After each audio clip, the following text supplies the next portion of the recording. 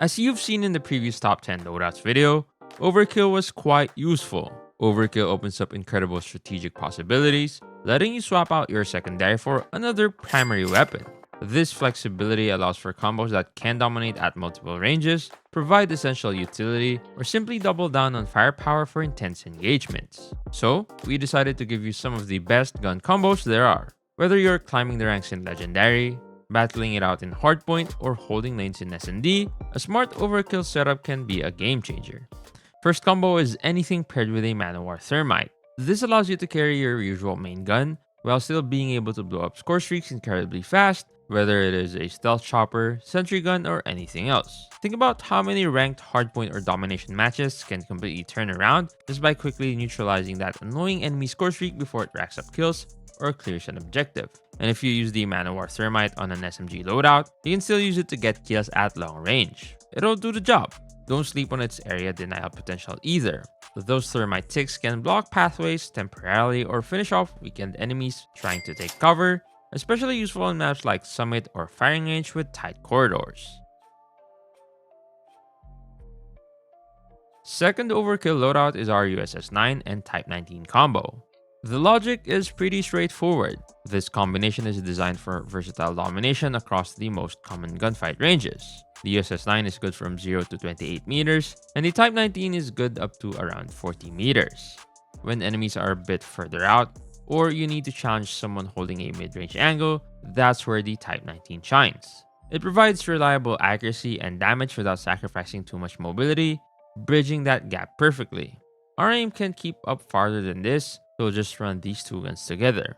Essentially, you're equipped to handle intense CQC scrambles and controlled mid-range fights, making it incredibly effective in modes like Domination or Hardpoint, where map control shifts constantly. Obviously, if you're not an SMG main and you're able to gunfight farther than 40 meters, you can definitely pick up an Odin or an LK24 for example.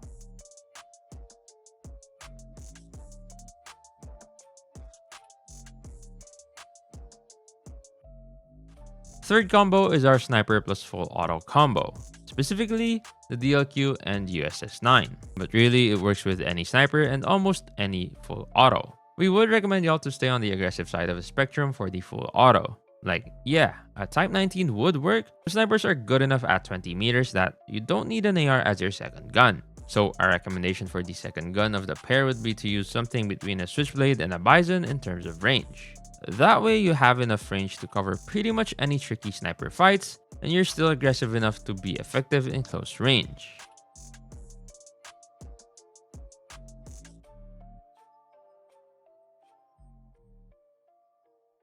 Our fourth combo is a CX9 plus long range weapon loadout. This one is all about crazy speed tactics. We're leveraging a specific CX9 build focused entirely on maximizing movement and sprint speed. Here, the most important part of the loadout is the CX9. We're using the CX9 with this build. This gives us the fastest sprint speed achievable in the game, and considering how good the CX9 is at killing, it's not even a waste. Crucially, the speed-focused CX9 build still retains fantastic close range time to kill, so you're not just fast, you're deadly when you arrive. Pair that with any long-range weapon, whether it's a sniper, a DMR, or an Odin, it doesn't matter. You have an incredibly powerful SMG with crazy good mobility and a long-range weapon to support it. That's incredibly useful in S&D for the rushes at the start of a round. It can even be more efficient with lightweight and gung-ho plus stim shots. The fifth combo is the MG42 plus R90.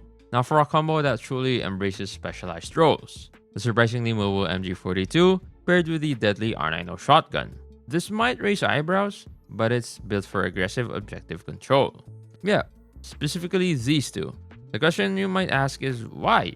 Well, the MG42 is one of the best LMGs in terms of mobility, and the R90 is one of the best shotguns in respawn game modes, if not the best. So, the idea behind using these two together is that you have the perfect two guns for making an entry or pushing a power position, and then you have the best gun to hold that power position. Pretty simple concept, to be honest.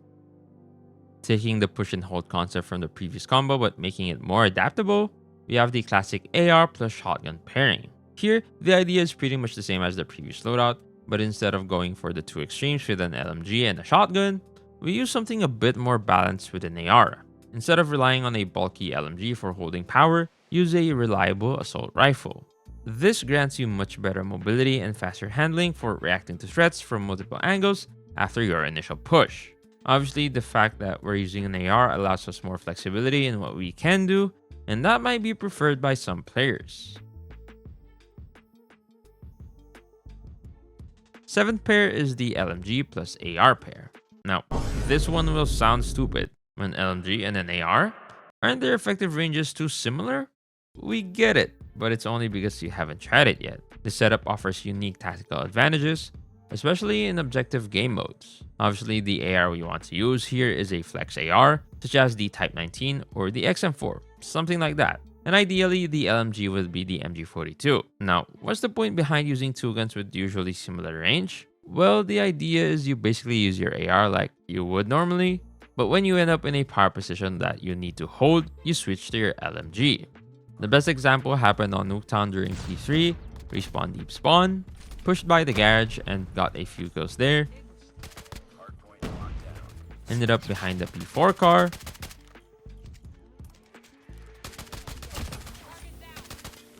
Took out our LMG and just kept spawn trapping everyone for like 20 seconds until running out of ammo.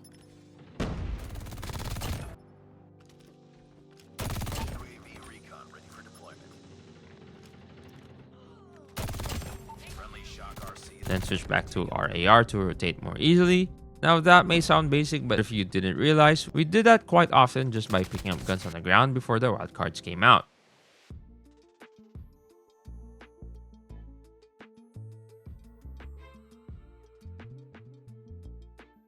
The 8th pair involves a DMR, like the XPR, SKS, Type 63, or even the M1 Garand, even though that one is quite bad. For the second gun, we recommend something ranging from the USS9 to the Fennec in terms of aggressiveness and range. In our opinion, having a shotgun would make you too weak between 15 and 25 meters. On the other hand, having something like a Type 19 would make you too weak in close range, and you'd have too much overlap in effective range. The Type 19 goes up to roughly 40 meters, the SKS goes from 25 meters to infinity, and the Type 19 isn't incredible in close range despite being good. If you're going for an XPR, you'll definitely want to use something with greater range, as the XPR isn't as effective in mid-range as the SKS.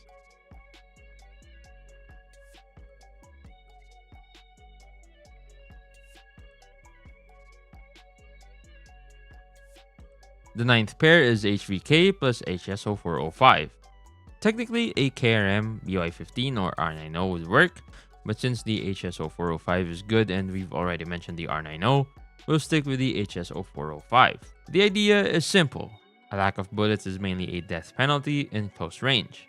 The HVK30 has a small mag. To compensate for that, we use a shotgun as a secondary to just go all in when we lack bullets. That could also work with the DRH or with a BP50 7.62 ammo.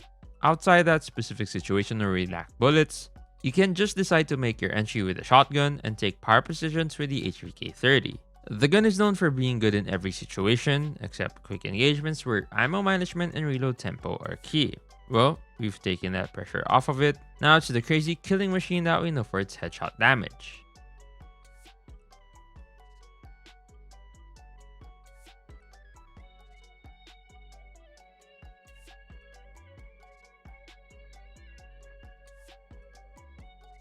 I went against someone using the Fennec with a PDW, which I found stupid in the early stages of the game, but since he destroyed me, I decided to try his combo. Guess what? It works. Technically, you could run a Bison or a USS9 instead of the PDW, but the idea is this. You still maintain an aggressive playstyle overall, but you do it in a way where you can still accelerate your playstyle. Think of it as running around with your USS9 like everyone else, then getting a little acceleration to push somewhere using your Fennec. Technically, you could also work with a shotgun, but we feel like that's mostly what we've mentioned in this video already.